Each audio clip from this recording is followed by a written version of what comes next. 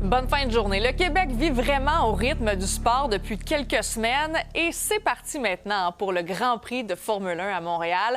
Déjà sur la rue Crescent au centre-ville, on peut voir l'ambiance qui est à son comble alors que des amateurs profitent des activités. Tout ça sous un soleil radieux.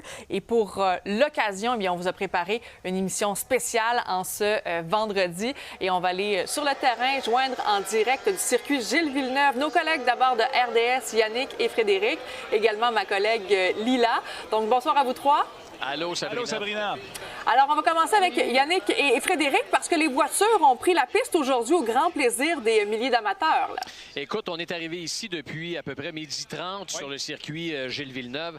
La température, elle est excellente. Les gradins sont bondés. Encore une fois, on peut prévoir un Grand Prix du Canada qui va connaître un très, très grand succès. Malgré le fait, Sabrina, que cette année, l'édition a été devancée comparativement aux années dernières. Mais ça n'a pas freiné les amateurs, des amateurs vraiment de Formule 1, de venir sur le circuit Gilles Villeneuve pour voir ce qui se passe en piste.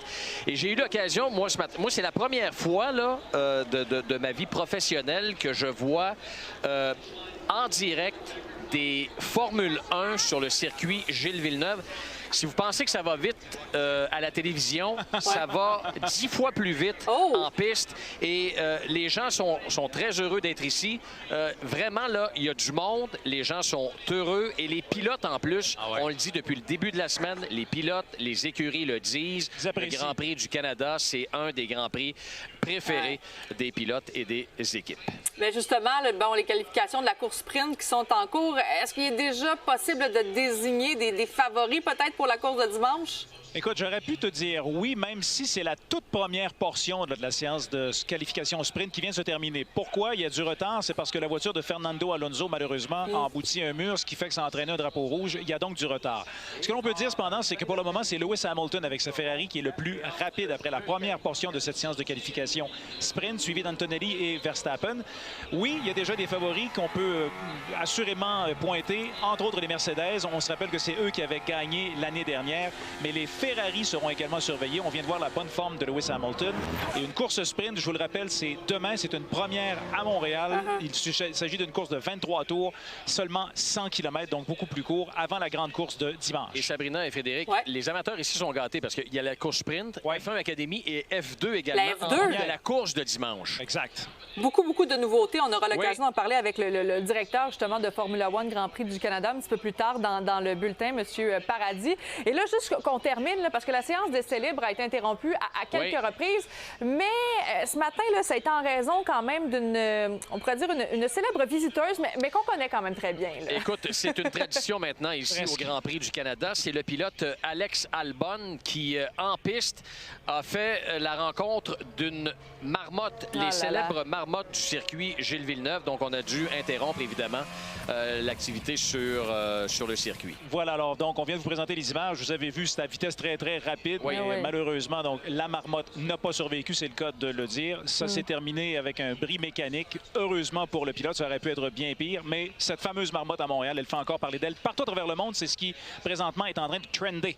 La marmotte. Oh mon Dieu, mais que Dieu ait son âme à cette marmotte-là. On vous retrouve plus tard. Salut. À tantôt.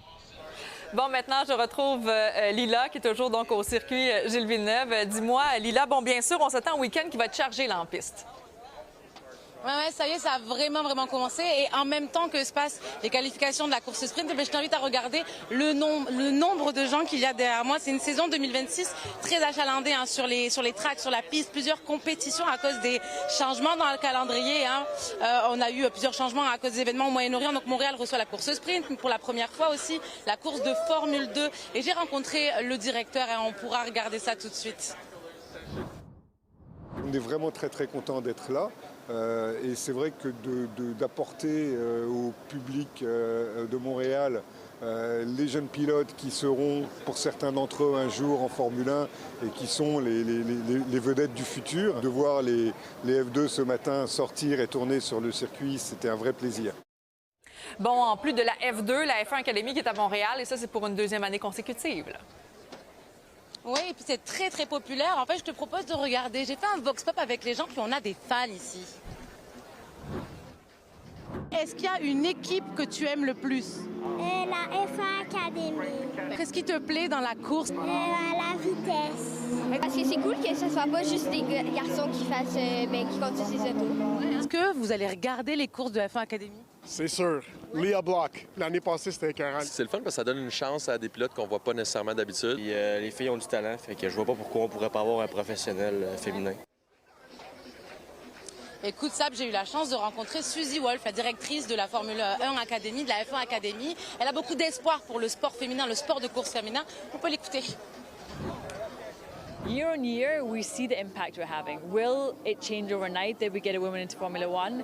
No. To see all the young women and girls who are in love with our sport, who are supporting F1 Academy, that's what this is about. It's really about challenging the perceptions of what belongs in our sport and giving these young women the opportunity. We've only had one race so far, but I already see how the level and how competitive it is, how the level's really stepped up. So I'm really intrigued to see this weekend. We have 3 races. Who starts to put themselves in the position of being a title contender? Because right now there's 6 or 7 drivers that I think have shown they have the speed. Alors écoute, au niveau de la F1 Academy, j'ai rencontré beaucoup de monde. Puis il y a une Française qui y travaille. J'ai pu discuter un petit peu avec elle de la sélection des pilotes. Et justement, on a une toute nouvelle pilote canadienne. On peut les écouter toutes les deux. On a mis en place une journée, ce qu'on appelle donc un rookie test, qui est réservé uniquement à des pilotes qui n'ont pas fait partie des pilotes permanentes. Donc on a eu Autumn comme ça. Et étant canadienne, on a trouvé que c'était vraiment une opportunité à pas lui faire rater. Autumn, elle est là juste sur une course, donc on sait que ça va être compliqué pour elle. I was actually a competitive gymnast before I started racing, but I've always loved dirt biking, snowmobiling, anything that kind of had an engine. So I was like, I really wanted to, give this a go. Kind of crazy because I basically started my racing career right as F1 Academy started. So I kind of got to see how the F1 Academy really brought all these women into motorsport. Sabrina, je te remercie. On va pouvoir regarder toutes ces courses se dérouler. Oui, t'es très chanceuse. Bonne course ce soir, Lila.